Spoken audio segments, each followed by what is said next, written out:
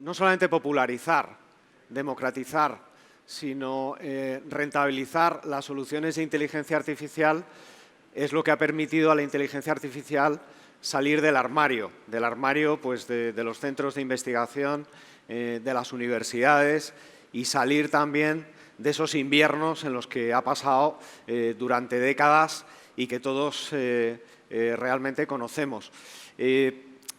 Rentabilizarla al final tiene que ver con buscar aplicaciones prácticas tanto para el ciudadano, que quizá ha sido el primero en notarlo a través de los tablets y de los dispositivos móviles, pero también las empresas, las pymes e incluso gobiernos.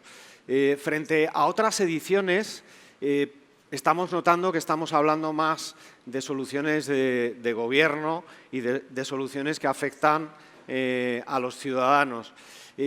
Cabe hacerse la pregunta de si un algoritmo podría gobernar.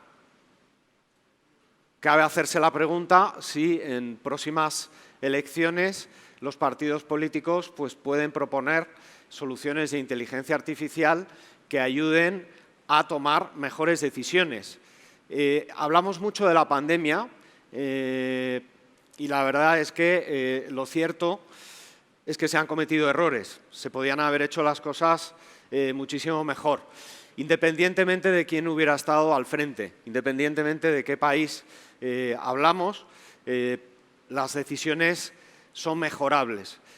Poner algoritmos en práctica ha costado, sobre todo porque existe una necesidad imperiosa de gobernanza de los datos y sin esa gobernanza pues es muy difícil poder analizarlos convenientemente y poder tomar decisiones.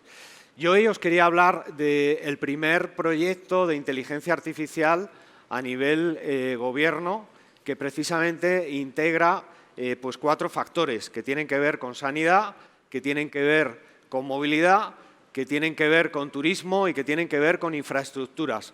Y digo que es el primer proyecto de analítica avanzada y de inteligencia artificial porque permite integrar datos de todos estos ámbitos, datos que en algunos casos se alimentan de outputs, de modelos específicos de estos ámbitos que os comentaba y permite también, de alguna forma, pues, poner a disposición de los outputs pues, tanto a ciudadanos como a empresas como a pymes. Este proyecto es un proyecto de la Comunidad de Madrid, es un proyecto que se llama Citizen Lab, que es un proyecto de financiación público-privada con fondos FEDER. Hablamos de más de 8 millones de euros, hablamos de un plazo de actuación de más de 4 años y en el que participan de forma colaborativa, y este es un aspecto también fundamental, en el que es necesario participación tanto de empresas grandes como pequeñas, todas aquellas que puedan reunir un conocimiento específico al respecto. Este consorcio está formado por Tinámica, por Grant Thornton, por Piper Lab y por Neo. Y como os decía, hace zoom en aspectos que, por otra parte, salvando Smart Agro, coinciden también con los proyectos macrotractores que AMETIC ha presentado al Gobierno para la reconstrucción. En salud, básicamente lo que se busca es una salud de precisión, una salud personalizada, que permita tomar decisiones sin cometer errores, porque con la salud no se juega. Y hay errores que pueden hacer que el avión se estrelle, por lo tanto, tenemos que minimizar esos errores. Desde el punto de vista de movilidad, una ciudad es inteligente en la medida en la que hacemos fácil los desplazamientos, porque los podemos predecir y porque podemos integrar todos esos desplazamientos y hacerlos de manera sostenible. Desde el punto de vista de turismo, el turismo lo que persigue es hacer feliz tanto al turista como al receptor del mismo. Lo que se quiere provocar es que tanto las ciudades como las pymes pues, puedan también disfrutar de soluciones de inteligencia artificial que, como hemos visto, pues, ahora mismo están a disposición de grandes compañías. Y en cuanto a infraestructuras, poder de alguna forma hacer un mantenimiento inteligente y predictivo de cada una de las infraestructuras que tiene un país, poniéndolas también, integrándolas con la movilidad de la ciudad, con el turismo y, evidentemente, con la sanidad. Y todo ello bajo una arquitectura integradora de datos, donde se combinan datos open source y es una arquitectura que es interoperable, escalable, por supuesto en cloud, y que permite pues cada vez que los datos alimenten algoritmos que aprenden. Esta arquitectura va a poder ser usada tanto por administraciones públicas como por pymes, como por los propios ciudadanos. Y en cuanto a casos prácticos, pues la verdad que hay un total de 15 casos de uso identificados. En sanidad, por supuesto, optimizar todo lo que es la gestión de las vacunas, que dentro de 6 meses pues las tendremos y tendremos que optimizar la aplicación de las mismas o, por ejemplo, todo lo que es la gestión de urgencias y de UCIs, o desde el punto de vista de turismo, conocer toda la traza del turista desde su origen hasta su vuelta a su ciudad, o identificar a turistas que desacostumbradamente no están identificados o no apuestan por un determinado destino, o desde el punto de vista de movilidad, pues optimizar servicios de movilidad compartida, o en infraestructuras pues poder hacer un mantenimiento inteligente pues de túneles, puentes y carreteras. Este es un proyecto que va a permitir gobernar mejor a la Comunidad de Madrid y hacer que la ciudadanía pueda ser muchísimo más feliz. Con esto termino y doy paso a Macarena Estévez, que también nos va a contar cosas muy interesantes.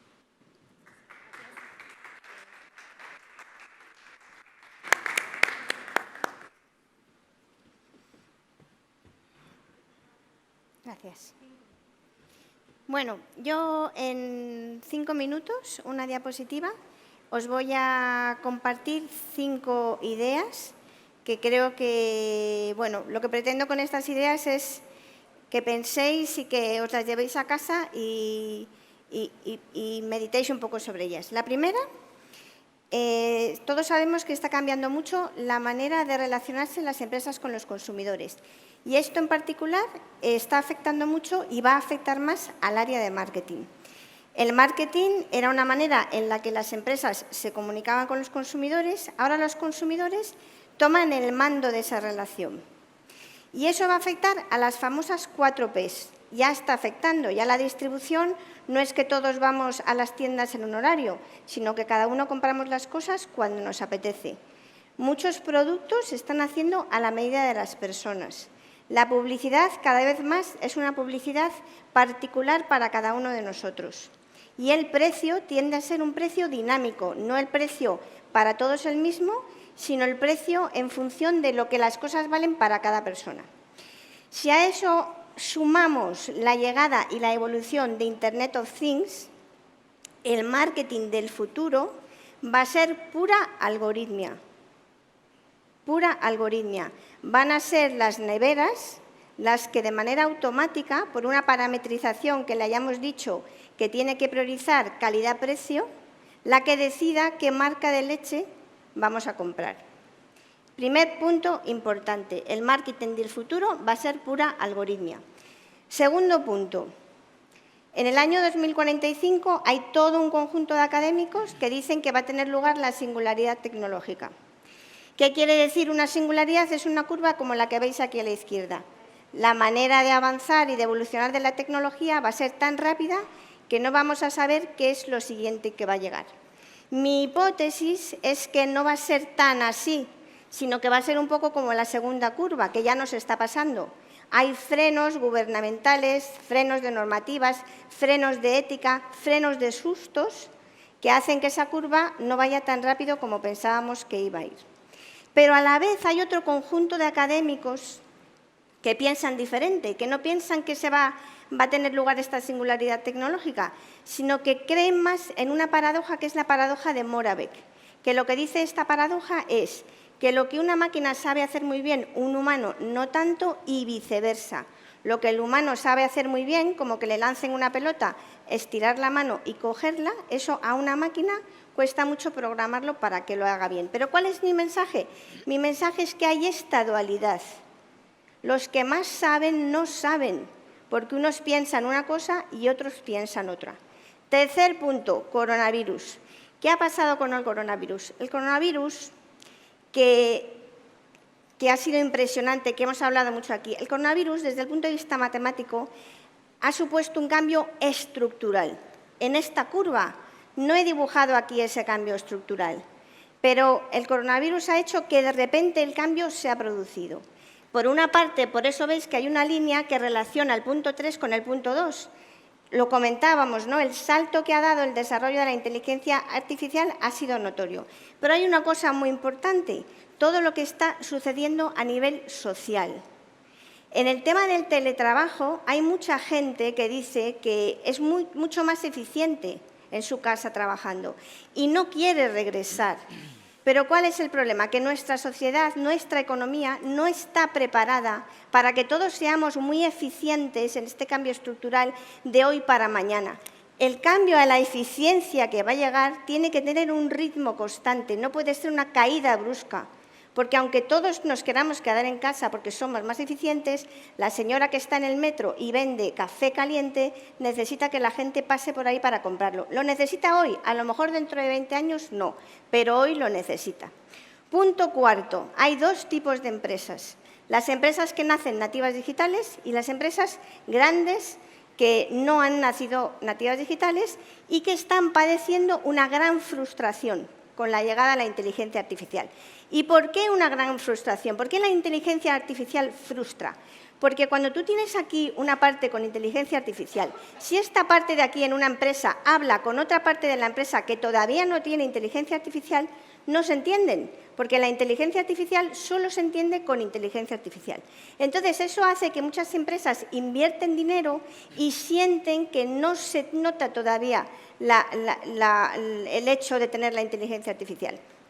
Ese punto cuarto, a lo que llama es hay que hacer grandes y largos planes de transformación y estar muy preparados para evitar las frustraciones. Y el último punto, muy importante, que Karma ha dicho una cosa que quiero matizar aquí, a medida que aprendemos inteligencia artificial, desaprendemos lógica e inteligencia humana. Y esto tiene sus implicaciones. Ella ha dicho, dejemos la inteligencia racional para las máquinas y quedémonos nosotros con la inteligencia emocional. Que levante la mano el que quiera dejar a un lado su inteligencia racional. Hacer eso significa confiar al 100% en las máquinas. Y eso tiene sus implicaciones. Así que, resumidamente, el futuro del marketing pura algoritmia. No hay claridad en el futuro, los académicos se dividen, el coronavirus ha supuesto un cambio, un golpe estructural para el que no estamos preparados, las empresas, grandes empresas, tienen que vencer sus frustraciones con planes a largo plazo y saber que es poquito a poquito que se va a conseguir, y por último, ceder nuestra inteligencia a las máquinas implica abandonar nuestra inteligencia racional. Muchas gracias.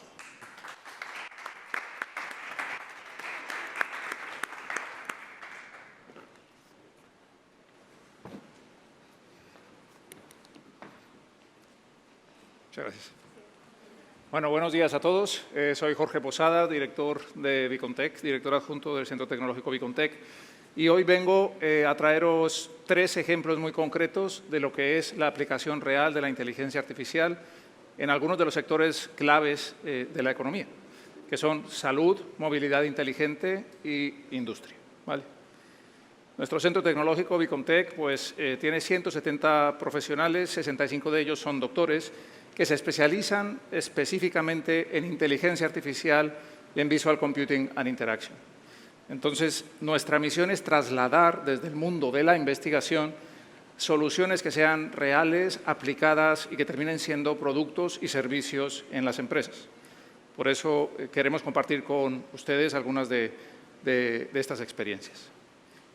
Y entrando en materia, hemos tomado como ejemplo un proyecto que creo que es relevante. Ahora estamos muy sensibilizados con todos los aspectos de salud por el COVID, pero voy a traer otra problemática distinta, que es la del cáncer de mama, ¿sí? Es el cáncer más prevalente, es un cáncer que genera unos 500.000 nuevos casos todos los años en Europa. ¿Y sabéis cómo se toman las decisiones de cómo se va a tratar una persona enferma de cáncer de mama? Se toma en el denominado comité de tumores, ¿vale? Es un comité en el que hay expertos distintos, cada uno, pues el radiólogo, el oncólogo, pues cada uno especialista en su tema, que tiene una visión fragmentada del paciente, ¿sí? En muchos casos, pues digital o no, y que basan, digamos, su decisión colectiva en ese comité de tumores en unos minutos de oro, en el debate y en el poner de acuerdo diferentes expertos para decir el tratamiento debe ser este. Ya os dais cuenta de la implicación que tiene hacer una recomendación adecuada en este sentido, ¿sí? Bueno, pues lo que hemos detectado y hemos trabajado en este proyecto es que la dimensión digital de ese proceso de toma de decisiones puede mejorar muchísimo por el uso de la inteligencia artificial. Podemos potenciar estos expertos médicos, podemos darles herramientas para que esos minutos de oro estén soportados por plataformas de inteligencia artificial que puedan de una manera apoyar sistemas de apoyo a la decisión clínica, que puedan visualizar la información y permitir una exploración rápida de los datos y sobre todo que puedan integrar esa digamos, variada experiencia y variada evidencia multidisciplinar para tomar esa decisión, ¿sí? Este proyecto lo lideramos, es un proyecto europeo con participación de empresas e instituciones españolas importantes como el Oncológico en San Sebastián, Bilbomática, Sistemas Genómicos, ERESA, pero que también a partir de los resultados de este proyecto estamos ya llevándolo también al mundo asistencial, no solo en el oncológico, sino, por ejemplo, en Baleares, de la mano de Bahía Software, en una compra pública innovadora vamos a instalar, digamos, parte de lo desarrollado en este proyecto. Y rentabilidad, que es el tema de la charla y de nuestra sesión, pues es una rentabilidad económica si das con el tratamiento adecuado, pero pensad en la rentabilidad social y sanitaria que tiene acertar realmente en dar el tratamiento que corresponde a esa persona, ¿sí? Bueno, esto con respecto a la parte de salud. Ahora voy a hablar de la movilidad inteligente, que es otra línea de trabajo importante para nosotros en Bicontec y en la que voy a comentaros 2 ejes de trabajo en los que estamos trabajando, ¿sí? El primero tiene que ver con el vehículo, ¿vale? Ese vehículo del futuro que va a cambiar de forma radical. Conocemos todo el tema de electrificación, pero también todo el tema de conducción autónoma, que va a cambiar esa movilidad que esos vehículos y las personas van a tener. Y en donde nosotros trabajamos específicamente es en inteligencia artificial y computer vision para entender qué ocurre fuera del vehículo, pero también para entender qué ocurre dentro del vehículo, ¿vale? Fuera del vehículo tenemos que detectar qué comportamientos hay. Si hay accidentes, si hay la necesidad de tomar una decisión rápida de cambio de carril, si hay condiciones climáticas adversas, cómo están los demás vehículos. Y todo esto se puede hacer con inteligencia artificial y computer vision, por ejemplo, ¿sí? O lo que ocurre dentro del vehículo. ¿Está la persona realmente atenta a la conducción? ¿Qué ocurre con los pasajeros del vehículo? ¿Dónde están los focos de atención de la mirada de una persona cuando está conduciendo? Bueno, pues todas estas temáticas las trabajamos con algunas de las empresas líderes a nivel internacional, específicamente europeas, como las que veis aquí, TomTom, Honda, Valeo, etcétera, y también con empresas españolas de primer nivel. Pero la movilidad no solamente son los vehículos o los vehículos con las infraestructuras, son también y sobre todo las personas, ¿sí? Entonces, un entorno distinto donde estamos trabajando de forma intensa es en aquellos sitios donde hay múltiples personas, donde hay multitudes, ¿sí? Un ejemplo claro de esto es los aeropuertos. Con Icusi estamos trabajando en el sistema Fulmar, que lo que permite es, por reconocimiento facial, por crowd analytics y por otras técnicas de inteligencia artificial, predecir y detectar comportamientos de las personas en movilidad en entornos muy complejos y de muchísimo reto como estos, ¿no? O esa logística de última milla, que mencionaba antes Enrique también en el proyecto de la Comunidad de Madrid, de cómo optimizar esa entrega de productos en la última milla con la empresa Happy, en este caso, ¿vale? Rentabilidad aquí, hay rentabilidad económica, por supuesto, pero también hay rentabilidad en términos del tiempo para las personas, hay rentabilidad en tiempos, en aspectos medioambientales, en aspectos de seguridad, etcétera. Bueno, y por último, en el mundo industrial, voy a comentar una línea de trabajo que es la de detección de defectos superficiales y dimensionales, pero con un cambio de paradigma, ¿vale? El que conoce el mundo industrial sabe que la detección de defectos, lo que llaman la inspección o la calidad, es un tema que viene trabajándose desde hace muchísimo tiempo e incluso con inteligencia artificial en el sentido de visión artificial de la generación anterior.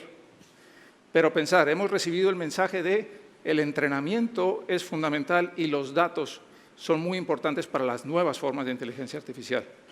Pues con la producción de millones de piezas, lo que estamos obteniendo es precisamente esto, muchísimos datos de entrenamiento que nos están diciendo cómo salen las piezas y por qué, pero sobre todo que lo podemos cruzar con los parámetros de las máquinas que producen estas piezas. Es un cambio de paradigma, son sistemas de decisión inteligentes que tienen que ver con la calidad y la producción. Bien, pues la rentabilidad está en el menor desperdicio, pero también, evidentemente, en un mayor conocimiento del proceso, ¿vale? Esto lo trabajamos con empresas como las que vemos abajo. Y en conclusión, pues invertir en inteligencia artificial para nosotros es bastante evidente, tiene una rentabilidad económica, por supuesto, pero también tiene rentabilidad en otros órdenes, el medioambiental, el social, sanitario, la rentabilidad inducida de conocer mejor los procesos, etcétera. Muchísimas gracias. Muchas gracias, Jorge. Muchas gracias, Macarena. La verdad que es muy difícil y complicado condensar tanto en 5 minutos. Estamos recibiendo preguntas del público, de los asistentes online. Aquí hay, pues, por ejemplo, una que yo quería hacer a Macarena y es, pues, por ejemplo, si es posible desde el punto de vista de compliance que se integren juristas con programadores desde el punto de vista de la creación del código fuente para que ya pues se pueda cumplir con esos compliance. Sí, claro, es totalmente posible. Al final, los analistas, la gente que crea los algoritmos, saben de algoritmia, pero solo de algoritmia. Y la vida es mucho más que eso. En la medida en que un analista tenga a su lado alguien que le pueda ayudar a que los algoritmos estén menos sesgados y funcionen mejor para las empresas, pues eso va a funcionar mejor, seguro. Estupendo. Gracias por la concisión. Jorge, hay muchas preguntas que nos llegan sobre cómo aplicar la inteligencia artificial a las pymes, es decir, en qué ámbitos, con qué productos, si es posible. Vale.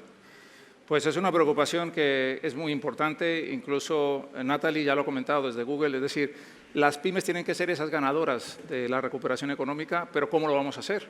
A muchas pymes les asusta, ¿no? Es decir, esto de la inteligencia artificial, ¿qué es?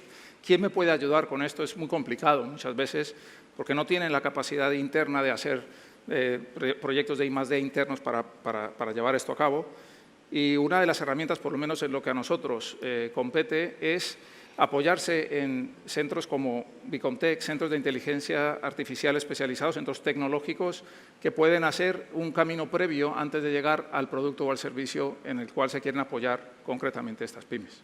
¿Vale? Muy bien, gracias, Jorge. Macarena, ¿cómo ves tú si realmente la inteligencia artificial al final nos puede hacer más humanos. Es decir, esos superpoderes que dice Kai-Fu Lee, es decir, realmente nos aportan desde el punto de vista humano. Bueno, al final los humanos somos todos muy distintos. Hay quienes usan la mascarilla y quienes no la usan, pues con la inteligencia artificial es un poco lo mismo. Al final va a depender mucho de cómo cada uno de nosotros decidamos utilizar las cosas. Sí que os digo una cosa, todos sabemos que estamos más vigilados, entre comillas, que saben más de todo lo que hacemos. Eso es un tema importante y luego también en la medida en que hacemos cosas nos ofrecen cosas. Entonces al que le gustan bicicletas pues siempre le van a ofrecer bicicletas y entonces nunca va a tener la oportunidad de pensar en monopatines. Esto es un tema muy importante porque choca con el libre albedrío del ser humano. Entonces todo esto son cosas para tener en cuenta y debatir, pero sí que efectivamente la inteligencia artificial como humanos nos impacta. No sé si para bien o para mal y dependerá de cada uno de nosotros, pero nos impacta. Gracias, Macarena. Jorge, hay otra pregunta que nos habla de si desde el punto de vista sanitario, y tú has hablado de algunos proyectos con Bicontech, ¿hay suficiente data para realmente hacer análisis desde el punto de vista de la sanidad del ciudadano? Vale, pues es una pregunta relevante porque no es únicamente una pregunta sobre la cantidad, de si hay suficiente o no. Creo que es muy importante la calidad de la información y lo integrada que pueda estar.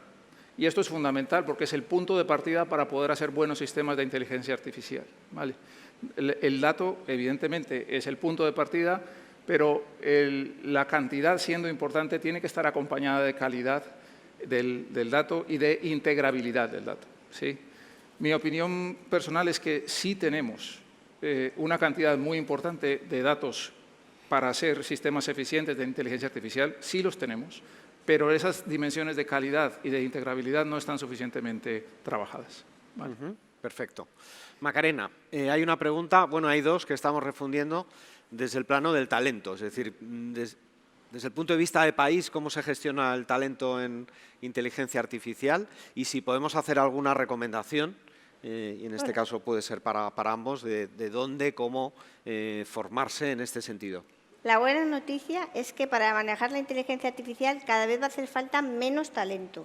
Esto es así porque todas las plataformas están poniendo a disposición de todos nosotros herramientas que no tienes que saber mucho para poder utilizar la inteligencia artificial.